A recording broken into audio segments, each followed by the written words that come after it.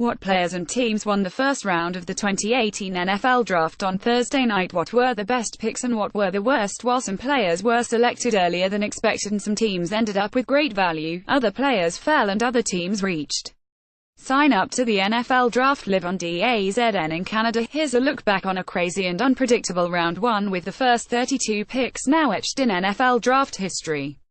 2018 NFL Draft first round winners: Baker Mayfield, for being the surprise number 1 overall pick before the lazy QB comparisons to what's his name. Let's keep in mind Mayfield is a lot more talented and a little taller than that other guy who, by the way, was taken 21 picks later 4 long years ago.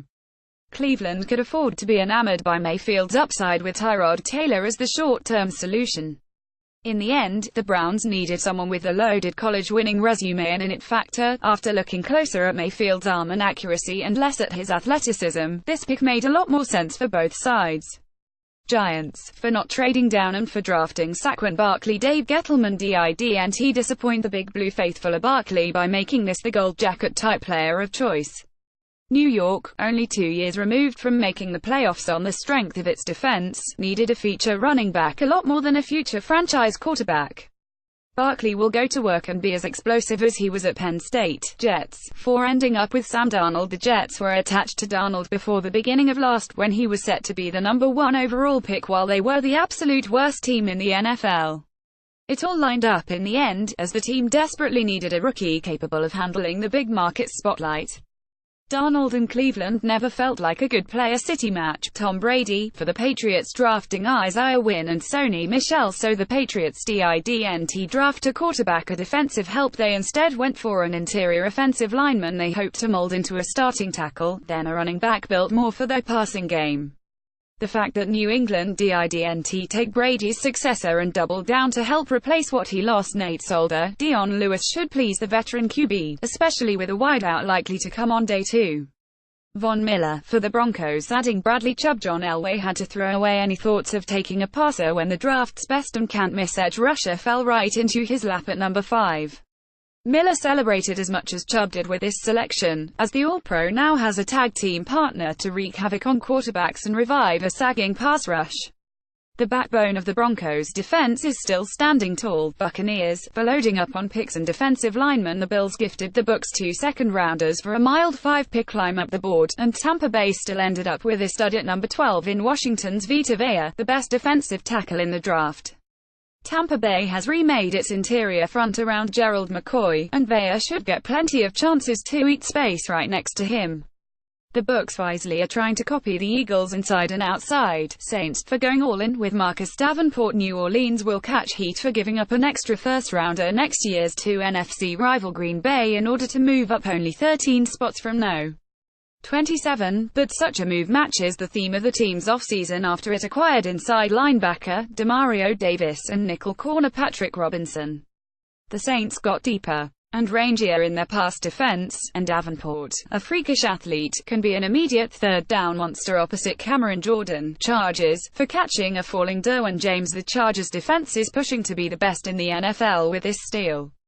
Gus Bradley is quietly assembling Legion of Boom South in the secondary with James playmaking, adding to Casey Hayward, Jason Verrett, Trevor Williams and Jaleel Adai behind Saxonville West. Leighton Vander Esch, for landing with Cowboys. The Cowboys love high-effort linebackers, and Vander Esch falls in line with Jalen Smith and Sean Lee.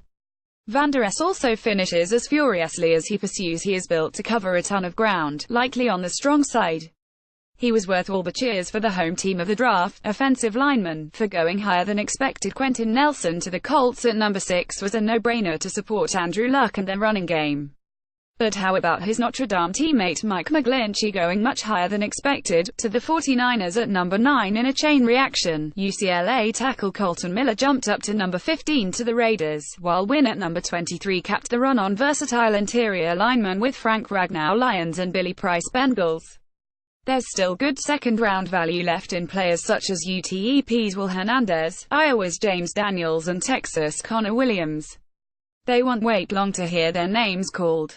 Sign up to the NFL Draft live on DAZN in Canada. Running backs. Other than Darius Geese, everyone knew Barkley would go high, but how about San Diego State's Rashad Penny in a Seahawks shocker? Then Michelle fitting outside the Patriots box call, but the effect of respective similar prospects, the Chiefs' Kareem Hunt and the Saints' Alvin Kamara.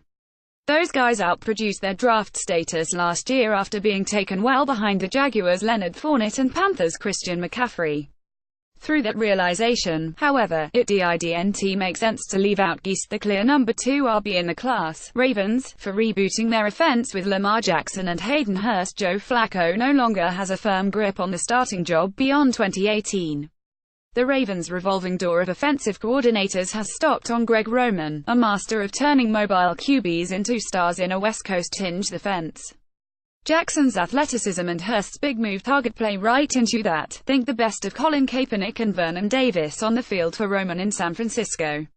Jackson's fall to number 32 wasn't a loss because it wasn't far off in his projection. He landed with a good organization, with the right coaching staff and leadership.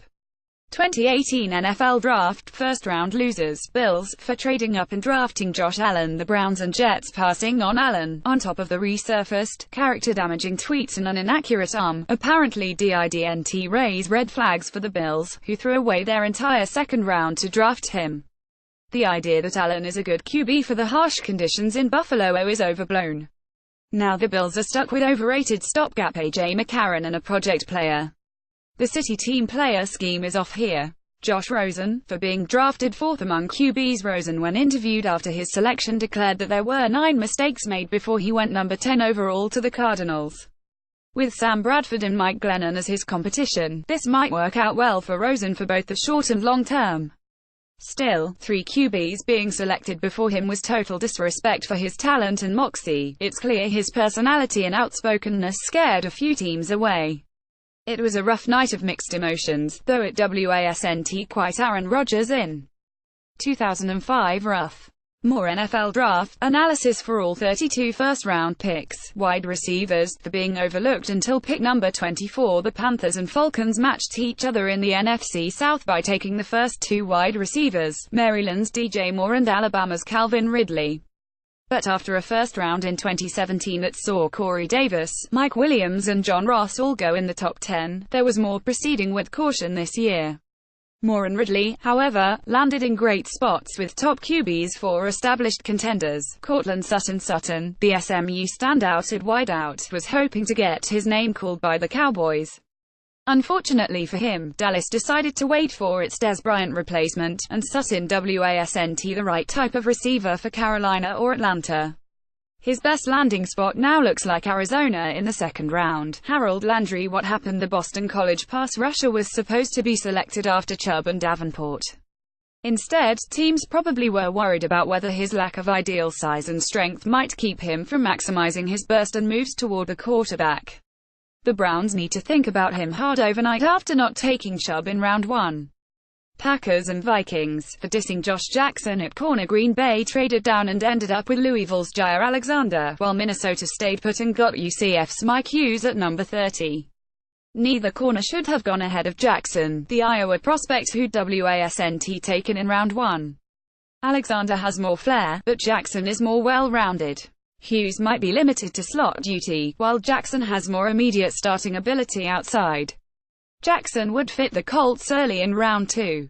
Seahawks, for making a reach luxury pick they couldn't afford. Penny could continue his college shine in the NFL, but the Seahawks had bigger needs in the secondary and along the offensive line, and there were worthy options from both positions before they traded back to number 27. They also don't pick again until the 3rd round, where they could have found a good value for the backfield, probably Penny. The Seahawks should be in rebuilding mode, yet they went luxury.